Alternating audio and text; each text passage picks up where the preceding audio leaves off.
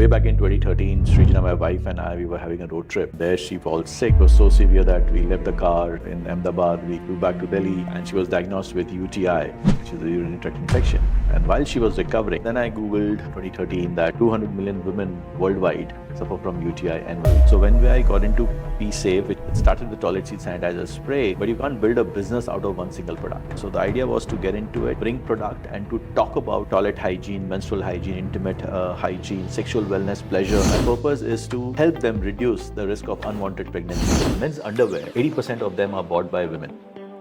Men's intimate wash is #1 product in US and in UK. You see the word Domina, D-O-M-I-N-A, it's condom and vagina. So last 3 letters of condom and vagina is Domina, or Domina means to dominate, take charge. वही होता है ना कि सुबह उठो 1000 idea होता है, शाम को सो जाते हैं with the same 1000 idea, but we don't know how to execute. Now execution के लिए my only recommendation is that you should look for team member or for co-founder the skills which you don't have. You have to complement each other. It's like marriage, divorce is an easy thing, living separately is an easy thing. Same goes with the co-founder. There was only one category which was men's contraceptive, right, which was condoms.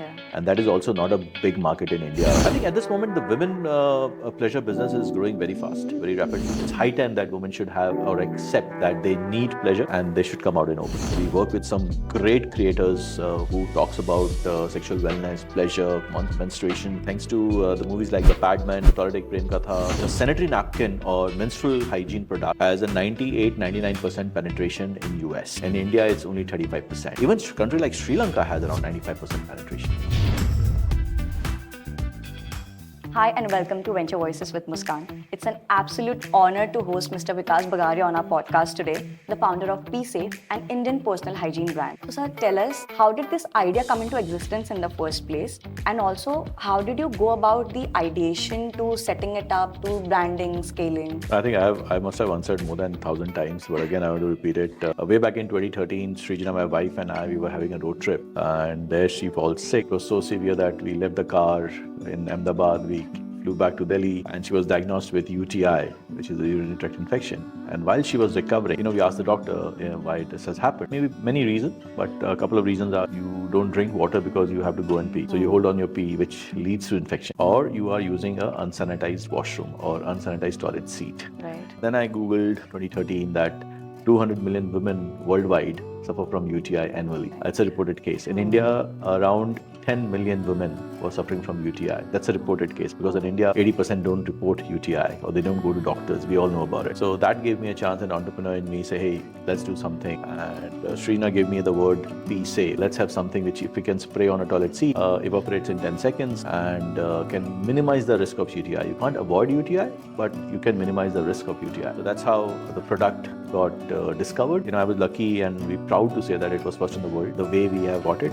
And of course, being an entrepreneur, I went to the best of the manufacturers, what are the ingredients will be used, what type of compliance is needed, and that's how Peesafe was born. It's been 11 odd years to the company, right? So, no, I'll correct here. The company is only 7 years old. Okay. The Worklife hygiene. The product got discovered 11 years back. Can you tell us what's your background? how many businesses did it take to set up for Peesafe to come into existence? So, coming from Calcutta, studying in Xavier's, from 6 o'clock in the morning to 9:40. So by 10 o'clock, you are absolutely free to go and do whatever. So I joined my dad's business in first year itself. And then after graduation, I did my master's in computer application from Jadavpur University. And I set up my first business just after my post-graduation in 97, which was into material handling equipment. Yeah, in 99, I moved to Delhi. And in 2002, I set up conditional-based monitoring system business, which is into aerospace and defense. And then 2013.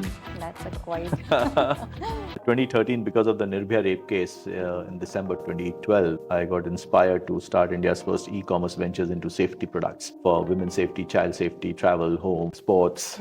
So that's an e-commerce I started way back when Amazon was about to come into India. So I'm talking about that point of time. So I learned a lot. These were the businesses which I was doing before I started Peesafe. Then of course, under this particular company name, which is Worklife Hygiene, we got Peesafe in 2017. So I think there's a lot of learnings over the last 3 decades, I can say that. You have a variety of products into menstrual cups to sanitary napkins, women intimate hygiene products. So you identified this white space, and it was very bold of you to get into the space and actually scale it. How was your journey? See, I think I had this in me that I wanted to go into products which nobody were doing about it. So, be it material handling equipment, safety, or for that matter, aerospace and defense. So when I got into Peesafe, it started with toilet seat sanitizer spray, but you can't build a business out of one single product. Yes. So the idea was where we should go, which is, there's a gap. And the gap was into innovations or innovative products from puberty to menopause. So basically, if you're going from puberty to menopause, you're having 40 years of a woman's health, because nowadays puberty starts at around 10, 11. The menopause lasts up to the late 40s or early 50s. So if you get into a girl's life, and then women, and then of course an older woman, you actually have a very good long lifespan. So the idea was to get into it, bring product, and to talk about toilet hygiene, menstrual hygiene, intimate hygiene, sexual wellness, pleasure, which nobody was talking about it. I think, it was for me to do.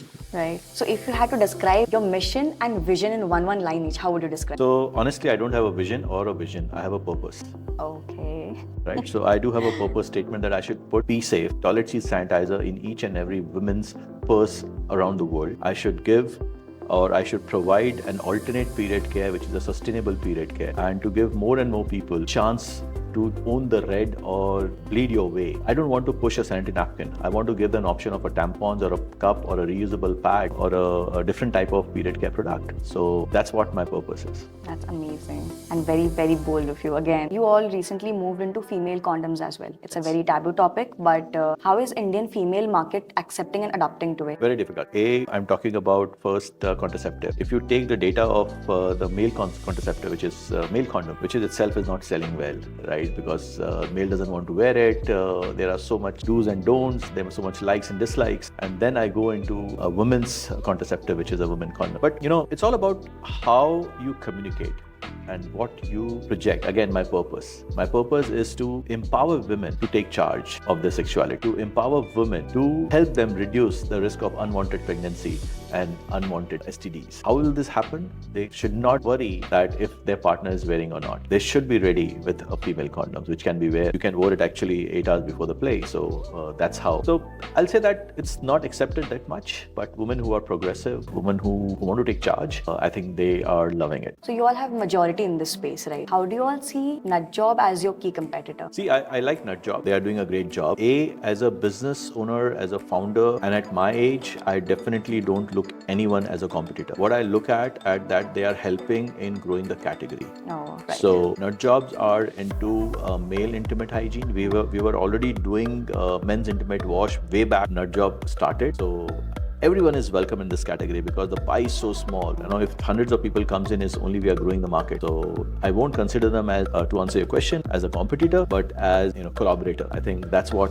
Which is your main selling item? Toilet seat sanitizer, undoubtedly. And what is your revenue numbers in this financial year? We have done up in north of 100 crores this year. I've read quite a lot of articles around it. So you've built a brand that has attracted a lot of investor interest, right? So people who are actually building in this space, what are your key recommendations or strategies or tips that you would like to give those entrepreneurs? See, when I started and took my first funding, that was very different era, 2017, right? Then came COVID, then came post-COVID, and then 2021 when everything went down. So I think today what investor looks versus what they used to look into in 2017 is far different. Now people look at what's your revenue is, how much profitable or what is your EBITDA positiveness is there. Are you able to sell both online and offline? I think these are the few things which people look at. Previously, it was all about scale, it was all about burning money, it was all about going and doing disruption. I think that's not there anymore. It's all about real business which people are looking to it. Also men's intimate hygiene, right? Are men adapting to it? Is their market open to accepting it and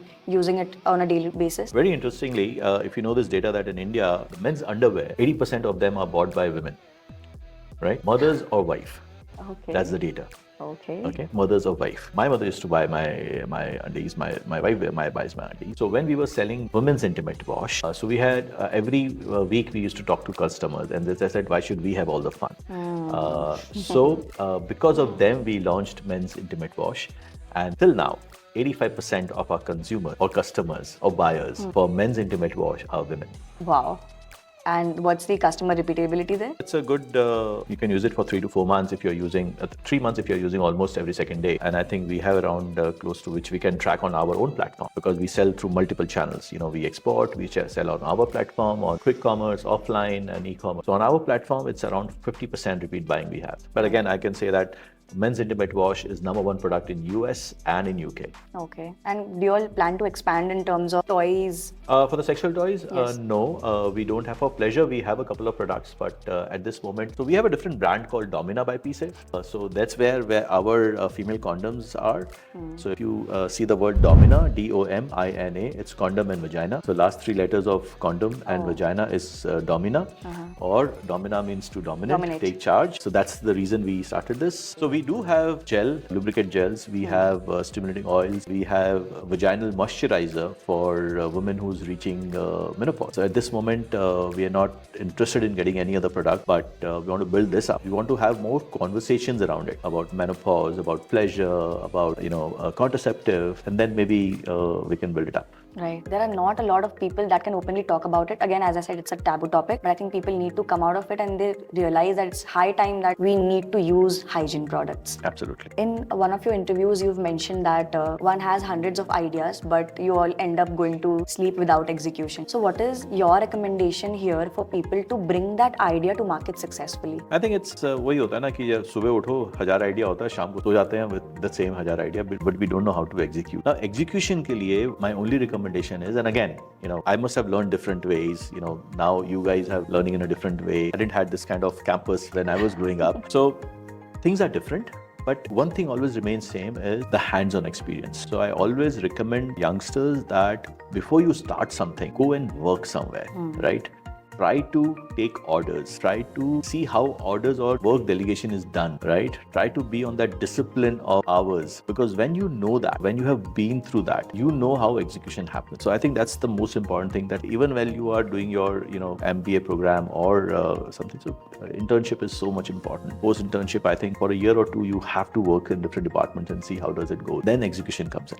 Right. How to find co-founders and how do we go in this space? Because building something now in this cluttered market is getting very difficult for all of us. So no, it's a very difficult question which I may not able to answer, but what I can say that is you should look for team member or for co-founder the skills which you don't have. You have to complement each other. So if you're good at finance, you need someone in tech. If you're good at marketing, then you need someone in finance. So I think even the team, when you hire your first few people, I think, so I don't know Excel, I don't know how to do Word, I don't know how to do reporting, or I don't know how to make, pivot tables and other stuff. So I'll hire people. I know business acumen. I know what needs to be done. So if I can hire someone who can complement that kind of skills to me, that's what will be my co-founder or my first team member. So there are no co-founder conflicts as such you've faced ever?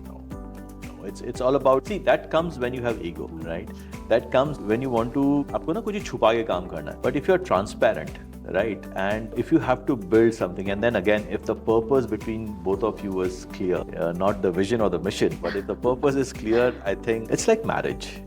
Divorce is an easy thing. Living separately is an easy thing. Same goes with the co-founder. But if you want to live in a marriage, which is the Indian way of marriage, pre 2000, I think you compromise a lot, but not on the compromise of the value, but on the individual self, because you're looking at a larger and a more wider achievement goals rather than today's achievement. What do you think is the category or the market size for men's sexual wellness category? See, there's no data to it. Sexual wellness mein, just evolving, just like toilet seat sanitizer, I created the category. So men's sexual wellness is evolving. There was only one category which was men's contraceptive, right? Which was condoms. Yeah. And that is also not a big market in India. For God's sake, we have like 1.4 billion people, but if you know the data, it's so less because nobody uses it. So it's coming up. Men's sexual wellness, maybe some kind of pills for delaying, for strength, for pleasure. I think these are all coming up. So to give a number, it's too difficult right now. But what would be the split according to you, men and women? I think at this moment, the women pleasure business is growing very fast, very rapidly. It's far more bigger than men. I also believe that it's high time that women should have or accept that they need pleasure and they should come out in open. Yeah. Through your digital marketing campaigns, I was seeing you all educate, you'll create a lot of awareness in that space as well. So that is quite good. I think if a lot of content creators start creating content around this space about educating women or men in whole, I think it's going to be great. I'll say that a lot of people shy away from doing that. It's just like the brand like us. You ask me, I'll be more than happy to, put a sanitary pad soak in blood on my LinkedIn profile. I can do that. I can talk about anything. So the influencers and the digital creators, they are worried about their profile, their image and all. Right. So there are a lot of people, we work with some great creators who talks about sexual wellness, pleasure, menstruation, and we are super proud of them. I think because of them, a lot of things have come out in open. Thanks to the movies like The Padman, The Toilet Prem Katha, a lot of penetration has happened.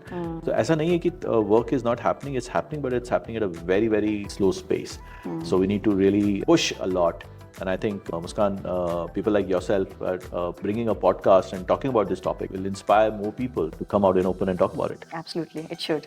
Who are your top influencers or collaborators for creating awareness about this? So we have many. We have worked with all. Lisa Mangaldas, Dr. Futris, Tanaya. There are so many of them. It's not that these are the two because they were the first two who have started the journey with Peesafe also. But yeah, thanks to all the creators who have worked with Peesafe or myself, I think we owe to them. Absolutely. So, in one of your interviews, you mentioned that you don't have children, right? And you treat your team as your family. This is quite rare because entrepreneurs majorly focus on business growth, but you promote work-life culture in your office space. So, what are your thoughts behind it? Yeah, मेरे को थोड़ा सा work-life balance चाहिए तो if I am taking that, I have to pass on to my team as well. So I think that's the only reason. मेरी battery खत्म हो जाती है 5 बजे के बाद because I start very early. No, jokes apart, I think if a business owner, if a founder give someone or has delegated work and he knows that the work will be delivered, then you don't need that 9 to 5 or a 10 to 6 job. Yes, discipline is required. You have to come to the office on time, be on time. But I think 5 days is enough. If you are working 5 days in a week, you definitely doing a lot of stuff. But yes, one just has to be true to their work and deliver what is asked for and innovate while delivering it. Absolutely. How's the organizational culture like? I mean, what's the average age group and how is it in the office? मेरे को हटा दो तो average age group 24-25 है. So I think it's a very cool office and I invite you to come. It's just behind. You should come. We have a foosball, tea table, we have music. Wow. So it's a very cool office. So yeah, I compete with those guys. Maybe I'm 50, but I have a brain of a 20-year-old. Absolutely. So I give them topic, beat me on that. Be it sexual wellness, be it menstruation, be it marketing, be it Taylor Swift. I talk to them. Oh, you are more Gen Z than the Gen Z people. I learn from these guys, right? Quite adapting to it. So you were a category creator in this space in India, right? You were the first. On the toilet seat sanitizer space. Right. So if you look at the global market, how do you plan to expand it globally and what is the current market size of the entire world now? See, if I take toilet seat sanitizer spray, it's we were the first one and we still are the largest in the world because the world has not gone into this category that fast. So there's a huge opportunity for us. For our Peesafe toilet seat sanitizer, we are already selling in few countries. Overall products, we are selling in more than 22 countries now. As I told you that my men's Intimate wash is number 1 in UK, in US, in Canada. In Saudi Arabia, we are the number 1 for toilet seat sanitizer because that's available in Saudi Arabia, in Nepal, in Bhutan, in Bangladesh.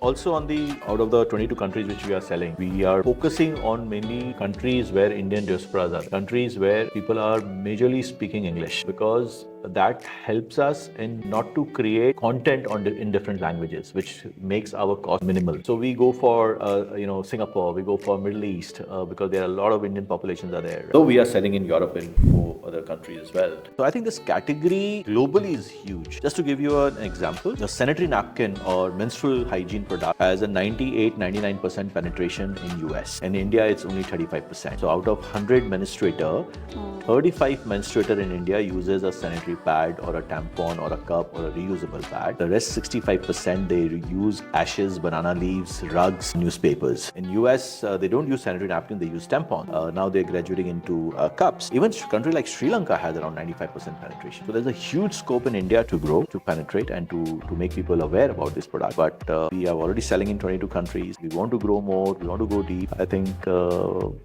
it's a lot of work to do. So we are all building our businesses here in Masters Union, right? So we have our own ideas, but it's all product-based company. What is your idea for a creator-led platform or a tech platform where it's influencer heavy. So I think there are a lot of work has been happening in this field, and there are a lot of good and bad, a lot of misses and catches. Honestly, I won't be able to say much on this because I'm not into that influencer thing. But if you are building an influencer-led tech platform, build it for tier 2 and tier 3 where there is no competition at this moment. What we are doing is that everyone is going for that grapes which you can easily go and eat it, which is your low-hanging fruits. But nobody is targeting at the tier 2 and tier 3 because there you will get influencer at a better price. There are a lot of brands which is being built out of those areas. Why you want to go and take the share of wallet which is already crowded? So go and build it. So that's nobody is thinking about it. I think that's the only answer I have in mind, that if you want to build it for tier 2 and tier 3. Build it for Bharat. Right. But do you think it would be at a certain point of time a VC investable business? A lot of business has been invested on this. And I think if you are making money, yes. It all comes down to numbers, right? Absolutely. It's completely changed. It was a lot of insights that